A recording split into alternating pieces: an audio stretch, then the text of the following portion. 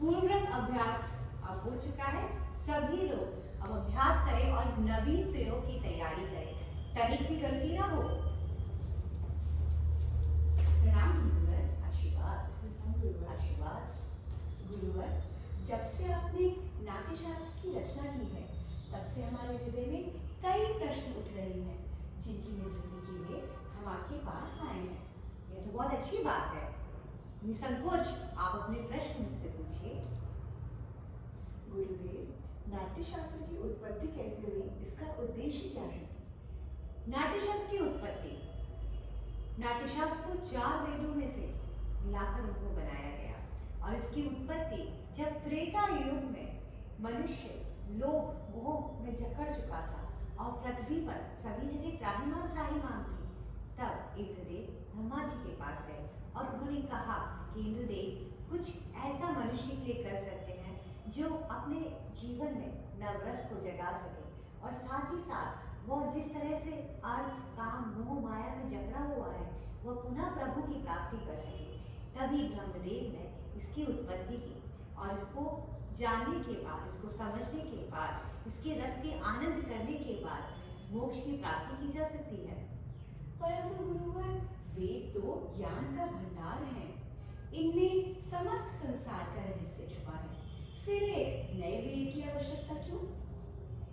जब नए वेद की रचना की गई तो उसमें से चारों वेदों में से कुछ कुछ लिया गया, जैसे कि यजुर्वेद में से, ऋग्वेद में से, अर्थवेद में, सभी में से उसके कुछ हिस्से लिए गए और जब उसको बनाया गया तब उसमें यही परिकल्पना की गई कि जब किसी में से ज्ञान है, किसी में से रस है, किसी में से पाप है, तो जब इस तरह से उसको बनाया जाए तो वो सभी लोगों तक पहुंचा जाएगा, क्योंकि चारों वेदों को तो पढ़ना हर मनुष्य के लिए संभव नहीं था।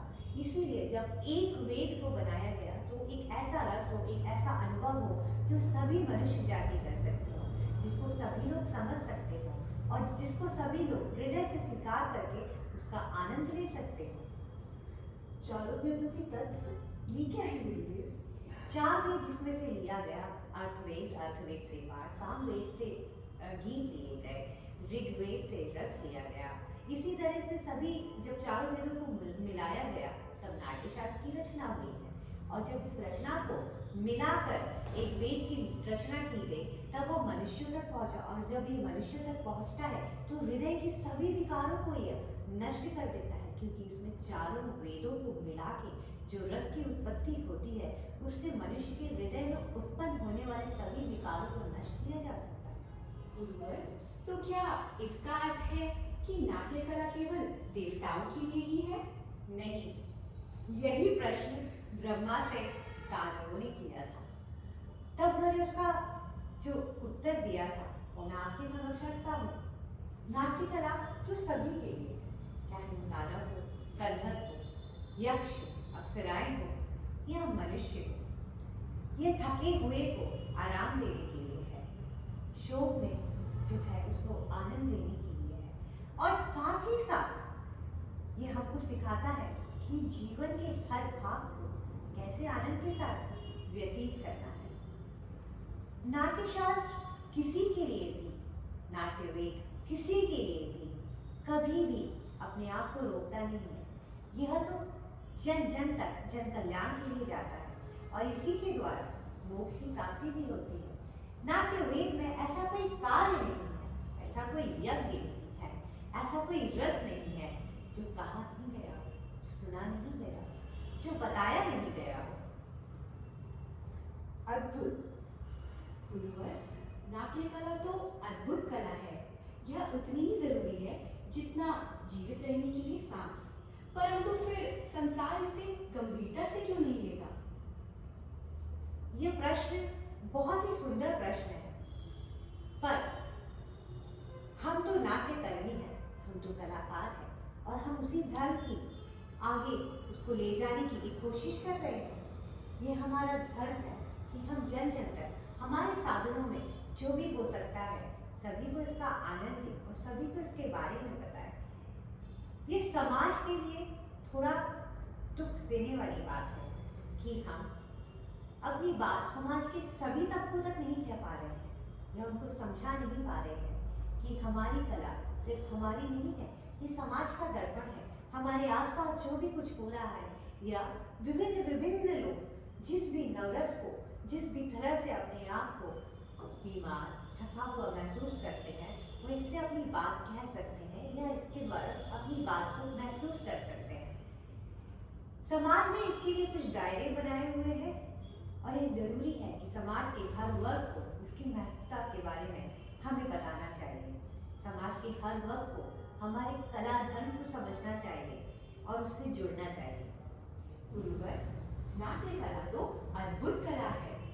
यह उतनी ही आवश्यक है जितना जीवित रहने के लिए सांस। परंतु फिर संसार इसे गंभीरता से क्यों नहीं लेता?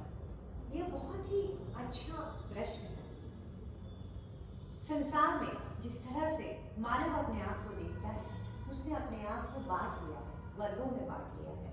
और कुछ वर्ग है जो कला को या मानवता को बहुत अलग तरीके से देखते हैं।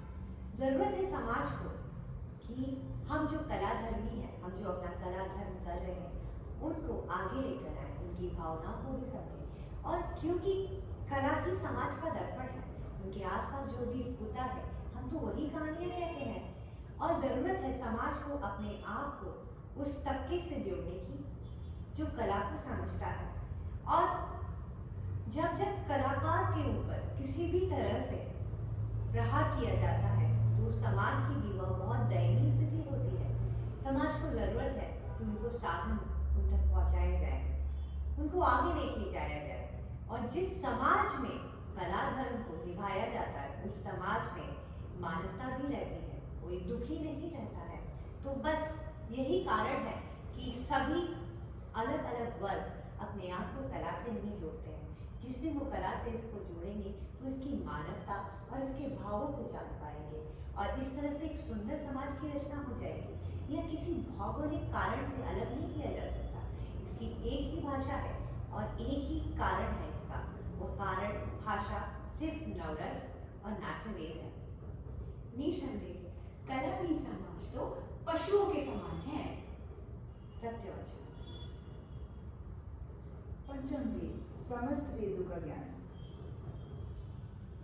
सत्य पंचम वेद में समस्त वेदों का ज्ञान है। पंचम वेद की जय हो। और मैं गर्व के साथ कहता हूँ कि यह पंचम वेद है, मेरे द्वारा पुकारा गया यह पंचम वेद, नाट्य वेद। वृद्धि हो इस राष्ट्र की, आशा सभी की पूर्ण हो, सृष्टि का आनंद की, जग में सदा